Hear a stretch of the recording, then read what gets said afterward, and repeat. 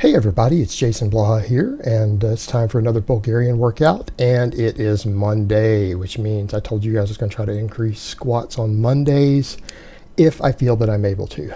I was able to. So today we got 465 on the squat. Means I got to add a new wheel also. Yeah, I know I've got those reds on, but I got to add a blue, so that's 45 each side. New wheel. It honestly didn't feel that heavy. I was kind of laughing. I put it up separate. A couple of people were like, "Oh man, that forward lean," and it actually wasn't that bad.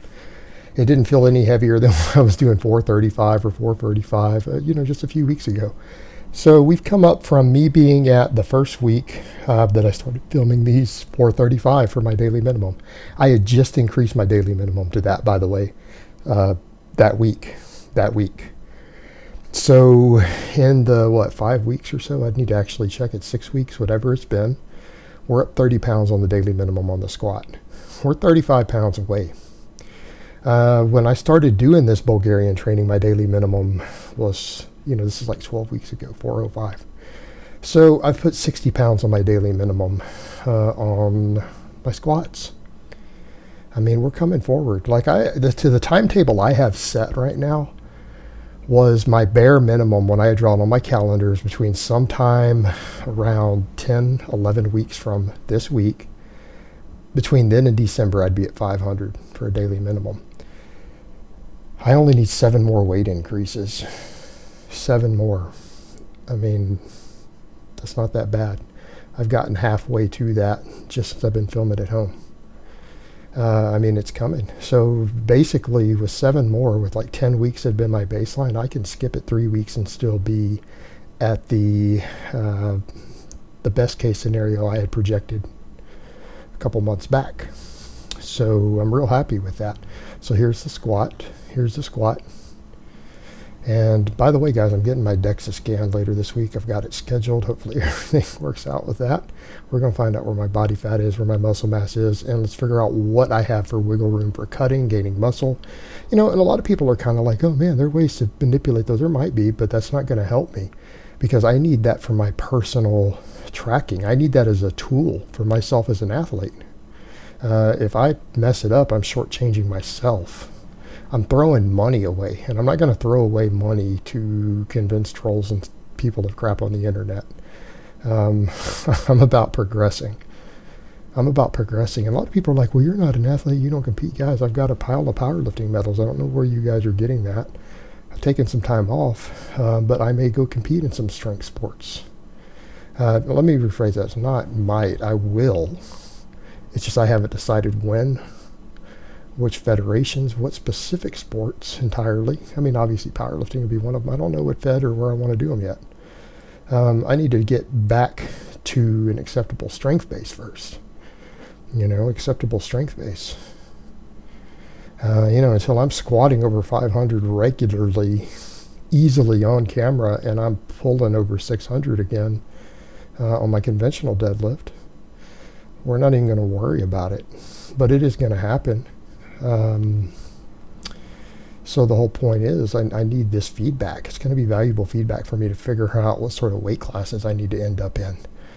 And it's going to let me track my muscle gains. It'll let me track my changes in body composition if I go get one, like say every 3 months or so. I think that's the plan. They're inexpensive enough. I think they're worth it for me. So yeah, that's what I'm going to do. And I'm just going to keep you guys in the loop. It's just extra material. And you guys kind of following me on my own journey, because like I've said, the things that you guys learn here, I am not this ultra genetically gifted guy. I'm really not. I have some genetic gifts, I have some genetic weaknesses, and that's going to be the majority of you out there. So if this stuff is going to work for me, odds are it's going to work for you guys.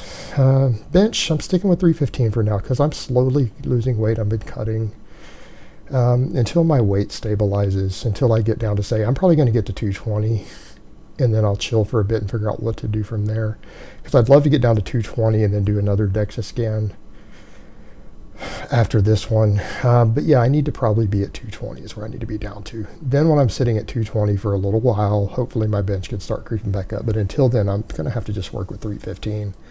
My other lifts are going up, my squats going up, my chin-ups are going up, my strict press is going up. and that's good. But bench is so dependent on body weight. What does everyone tell you? You can always eat your way to a bigger bench, and it's hard to maintain your bench when you're cutting. So the fact that I'm losing weight and maintaining my bench, that's okay. That's good. That's great. It's great. That one was pretty easy today, though. So I'm sitting here talking about it being tough and stalling. And then, I just had that easy press. I can live with that. You know what? I can live with that. Bench doesn't make or break you as a lifter. I got a chin-up PR today, though. It was hard. And I like to try to set them on Mondays because I take Sundays off from all my pulling. Sunday is just like a squat and then goof off day for me. And a lot of times I even squat lighter than my daily minimum. Sometimes I just come in and do 365 and hold it for a 5-second pause at the bottom. And then call it quits. And then do some snatches or something. Sunday's my goof off day. I still get under a barbell, but it's goof off day. And it just seems like Mondays, it's my day to come in and just hit PRs. And this is what we saw in chin-ups, This 45 pound was easy. So I'm like, this 45 is easy. I feel like I've got a PR in me. So we did, and I made sure I got a dead hang. I got that dead hang, baby. And I was happy with that. It's like, man, that's coming up. Like I'm moving up on my goal for this year. What am I going to do next with this? I mean, if I lose 10 more pounds, I'm going to be at my goal with this current strength.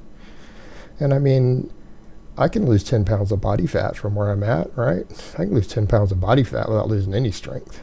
I'm not like lean or anything. Guys who are 13% body fat who say stupid shit like, I'm going to lose 10 pounds of body fat and keep my strength. I'm like, yeah, you better up the dose. But I'm not at 13% body fat. So I can do that. So I'm sitting here looking at it going, man, I'll probably reach it before I lose 10 pounds because I'm getting stronger at it. Just by doing it all the time. Again, you get better at something by doing it almost every day. Who would have thought? Dead hang, pull. I got a little stuck there. Had to grind it up and barely got my chin over. But we'll count it because I got the dead hang at least. Top might be questionable, but you know what? We'll keep working at it. We'll keep doing it till we get it all the way to the top easier, right? Press went okay today. I went ahead and did my 225, but I got distracted. I was chatting with Brittany between sets, so I kind of slipped out of my groove a little bit, and it was a little grindy at the top with the 225 near the lockout, but I got it. And it's kind of telling me something. It's like maybe, if because I'm not pushing the bench so hard right now, that I'm letting the bench just stay comfortable for now, just sticking with that daily minimum, it feels like I can put a little more effort into my pressing. Because I'm a big fan of the press. You guys know me. If I had to pick between the press and the bench, you guys know I would take the press every time. So, I like the press. It's a fantastic lift. It's a better exercise than the bench overall. I do bench because it's popular, because if I ever want to power lift again, I'm going to have to bench, and I can't walk in and bench 275 at a meet. I wouldn't care, but, it might be embarrassing in any of the weight classes I'd be in. I feel like if I get my squat and deadlift up enough, it wouldn't matter. I could hit a 275 bench and still crush. But, I'm going to have to bench and comp if I power lift again. And everyone expects you to have a strong bench. Well, how much you bench, bro? See how grindy that was, and then I had to get it up at the top, and then, it was just, but that's okay. It was a lot better on, what did I do? Saturday on camera. So, yeah, it's all good. Trap bar. I'm struggling with the balance on this thing again. You guys will see when I get to my next set, my work set. It was tilting one direction, so I moved my hand literally a ½ inch, and then it starts tilting back the other way. I didn't lose my grip, by the way. We'll watch that and you'll see that. I didn't lose my grip at all, so I don't want anyone to think I lost my grip because it tilted. But it's problematic, and I'm starting to hate the trap bar. Because of that big, awkward grip. I mean, I know my grip strength is benefiting from it, but it's so awkward for me to balance this thing, and it's going to be a nightmare for me. It is what it is. Low handle, big grip. But, it's my one real awkward lift, and it's going to make me more well-rounded as a lifter. But I'm already looking at this going, man, I need to get my hook grip totally sorted and get back to conventional pulling. But I'm going to wait a while. We're not even going to do that until we're past 500 on the squat. When I'm squatting over 500 every day, then I'll worry about that conventional. But I am really annoyed with this. And you see that tilt is going one direction. I changed my hands, it goes back the other. But like I said, it's going to make me a better lifter. It's going to make me more well-rounded. It's my one awkward lift. It's a good exercise. I'm doing it for a little more volume, a little bit of pulling strength. So it's okay. I'll live with it for now. All right, guys, but that's really all I have to say on that today. I hope it's been informative, and I will talk to you guys next time.